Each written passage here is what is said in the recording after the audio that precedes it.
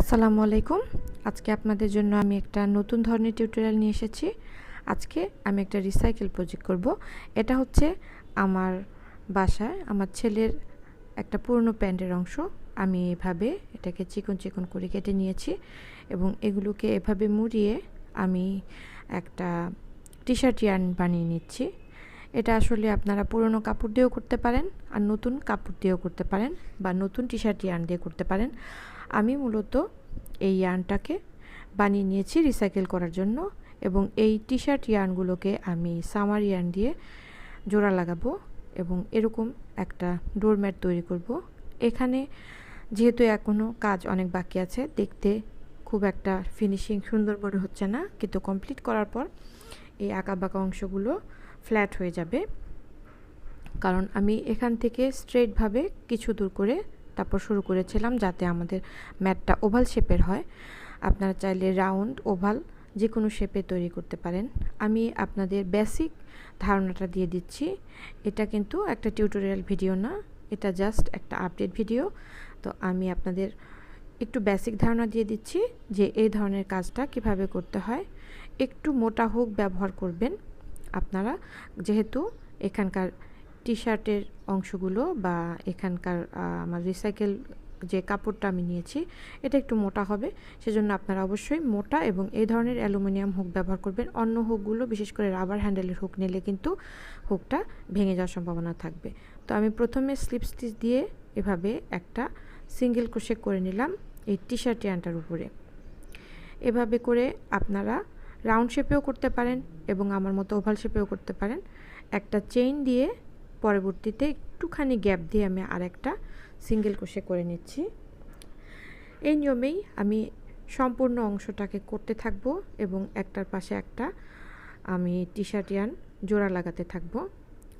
তো প্রথমে আমি বলে নিচ্ছি, আপনারা যদি ওভাল শেপে করতে চান তাহলে শুরুতে আপনাদের 10-12টার মতো এরকম সিঙ্গেল ক্রোশে এবং চেইন ওয়ান স্পেস এভাবে নিয়ে নিতে হবে। তাহলে একটা লম্বা অংশ তৈরি হবে মাঝখান থেকে। তারপর আপনারা এই লম্বা অংশটাকে ফোল্ড করে করে ঘুরিয়ে ঘুরিয়ে আপনারা এটাকে এরকম ভাঁজ দিয়ে ওভাল শেপে চলে আসতে পারবেন। আর যদি আপনারা রাউন্ড শেপ করতে চান তাহলে এতগুলো সিঙ্গেল ক্রোশেট নেবেন না, 4-5টা সিঙ্গেল ক্রোশেট নিয়েই তারপরে আপনারা এভাবে শুরু করতে পারবেন। এখানে আমি ফোল্ডিং করার জন্য আপনারা দেখতে পাচ্ছেন এই অংশটা কিন্তু স্ট্রেইট হয়ে আছে। আপনারা ওভাল শেপ নিলে অবশ্যই আরও একটু বড় করে নেবেন, আরও বেশি স্টিচ নেবেন। আমি জাস্ট আপনাদের দেখানোর জন্য অল্প কয়েকটা স্টিচের উপরে কাজটা দেখিয়ে দিচ্ছি। তো এখানে এই অবস্থায় আমি ফোল্ডিং করব। এভাবে ফোল্ডিং করে ঠিক এইভাবে আমি 2-3টা স্টিচ নিয়ে নেব, এক্সট্রা স্টিচ, যাতে এই জায়গাটায় রাউন্ড শেপটা ঠিক থাকে। সিঙ্গেল ক্রোশে, তারপর একটা chain one, single crochet, chain one. তারপর আমি এভাবে প্রথম স্টিচটার ভেতর থেকে কানেক্ট করে দিয়ে একটা সিঙ্গেল ক্রোশে করে নেব। এতে করে কিন্তু আমাদের এই টি-শার্ট অংশটা একটার সাথে একটা জোড়া লেগে যাবে। আমি ভাঙা অংশটাকে এভাবে এই ফোল্ডিংয়ের মধ্যে হাইড করে নিচ্ছি। আমি আপনাদের এই জায়গাটায় আসলে রাউন্ড হিসেবে কিভাবে করতে হবে সেটা দেখিয়ে দিচ্ছি, কিভাবে আপনারা রাউন্ড শেপে নিয়ে আসবেন। তো এভাবে সিঙ্গেল ক্রোশে চেইন ওয়ান করে নিলাম এবং পরের স্টিচটার সাথেও এইভাবে একই নিয়মে সেন্টার থেকে সিঙ্গেল ক্রোশে তুলে নেব যাতে সবগুলো স্টিচ একটার সাথে আরেকটা লেগে যায়। তারপর খালি জায়গায় আমরা সেন্টার থেকে তুলব একটা সিঙ্গেল ক্রোশে, চেইন ওয়ান, আবার স্টিচের উপর থেকে একটা সিঙ্গেল ক্রোশে, চেইন ওয়ান। ঠিক যেভাবে আমরা ডয়েলি তৈরি করার সময় অথবা টেবিল ম্যাট তৈরি করার সময় রাউন্ডগুলোকে ঘুরিয়ে ঘুরিয়ে আনি, সেখানে আমাদের কিন্তু স্টিচকে ইনক্রিজ করতে হয়। একটা স্টিচের সাথে 2টা স্টিচ তুলতে হয়।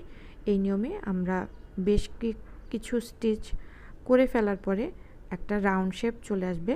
আমি আপনাদেরকে দেখিয়ে দেব কয়েকটা স্টিচ করার পর রাউন্ড শেপ তৈরি হওয়ার পর এটা দেখতে কেমন দেখায়। আমি বেশ কয়েকটা স্টিচ করে ফিরে এসেছি, আপনারা দেখতে পাচ্ছেন। আমি সেকেন্ড রাউন্ড থেকে কিন্তু একটা ঘরে 2টো করে স্টিচ করেছি, ঠিক আমরা রাউন্ড শেপের কাজ করার সময় যেভাবে করে থাকি। আর আমরা যে প্রজেক্টটা করেছিলাম এটা ওভাল শেপ ছিল। এখানে আমাদের রাউন্ড অংশটার জায়গায় ইনক্রিজ হবে কিন্তু প্লেন অংশটার জায়গায় ইনক্রিজ হবে না। একটা বিষয় খুবই গুরুত্বপূর্ণ, আপনারা যখন কাজ করবেন তখন বারবার এই প্রজেক্টটাকে বিছিয়ে নেবেন।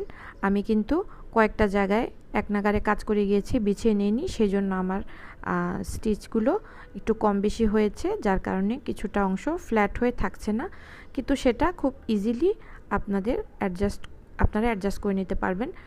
এই জন্য আমি আপনাদের স্টিচটা দেখিয়ে দিচ্ছি। যখন আপনার ফ্ল্যাট অংশটা একটু মনে হবে যে স্টিচ বেশি হয়ে গিয়েছে, সেই অংশটাতে আপনারা পরের লাইনে গিয়ে ইনক্রিজ করবেন না, তাহলেই দেখবেন 2-3টা রো করার পর ওই অংশটা সম্পূর্ণরূপে ঠিক হয়ে যাবে।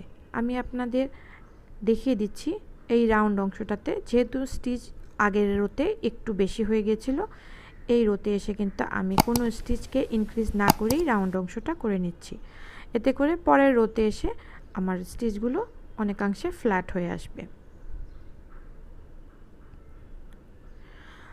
এভাবে আমি একটা সিঙ্গেল ক্রোশে এবং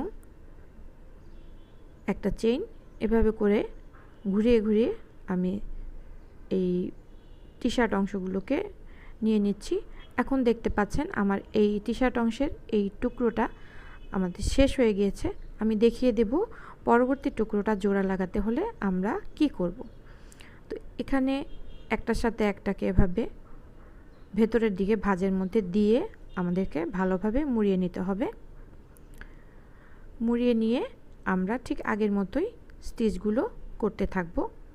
চেইন অংশে এই দেখেন আগের রোয়ের যেখানে চেইন ছিল সেই অংশে আমি সিঙ্গেল ক্রোশে তুলব, তারপর একটা চেইন 1, আবার চেইন অংশ থেকে সিঙ্গেল ক্রোশে তুলব, তারপর চেইন 1।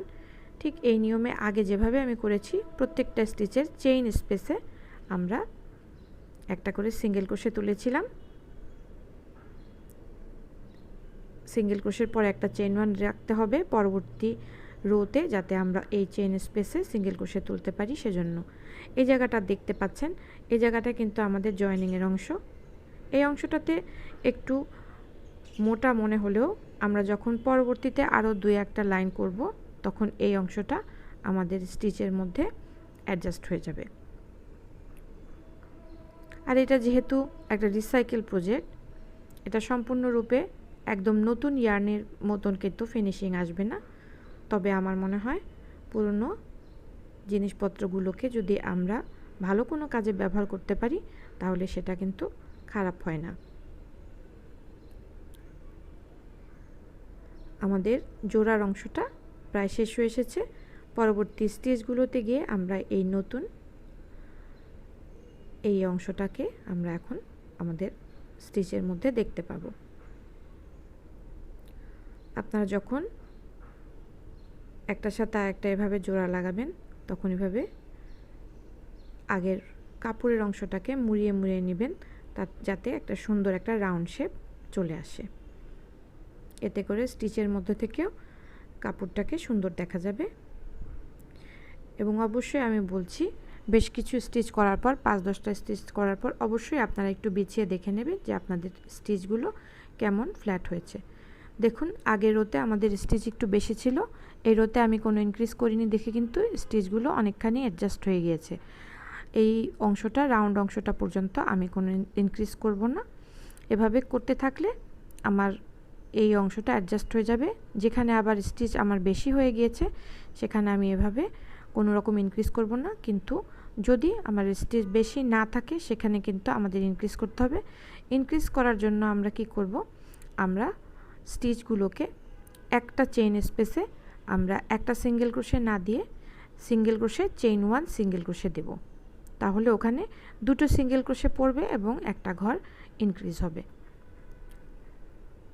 এভাবে করে আমরা ইনক্রিজ এবং ডিক্রিজ করে নিতে পারি। ডিক্রিজ করার সময় হবে কি, আমরা কোনো ঘরকে ইনক্রিজ করব না, তাহলেই অটোমেটিকলি ডিক্রিজ হয়ে যাবে, কারণ আমরা জানি রাউন্ড শেপ করতে হলে কিন্তু আমাদের ঘর বাড়াতে হয়। তো যাই হোক, আশা করছি আপনারা বুঝতে পেরেছেন। এখন আমি আপনাদের আমার কমপ্লিট প্রজেক্টের ছবিটা দিয়ে দেব, যাতে করে আপনারা বুঝতে পারেন যে এই মুহূর্তে ফিনিশিংটা যতই খারাপ দেখা যাক, কাজটা সম্পূর্ণ কমপ্লিট করার পর কিন্তু আমাদের আউটপুটটা খুব সুন্দর হয়েছে। সবাইকে অনেক অনেক ধন্যবাদ এতক্ষণ ধৈর্য ধরে আমাদের টিউটোরিয়ালটা দেখার জন্য, এবং আশা করি সামনের টিউটোরিয়ালগুলোও আপনারা দেখবেন এবং আপনারা কমেন্ট বক্সে অবশ্যই জানাবেন আজকের টিউটোরিয়ালটা আপনাদের কেমন লাগলো এবং আপনারা কী ধরনের টিউটোরিয়াল আমাদের কাছ থেকে দেখতে চান। আমরা সে ধরনের টিউটোরিয়াল তৈরি করার চেষ্টা করব। সবাইকে অনেক অনেক ধন্যবাদ। আল্লাহ হাফেজ।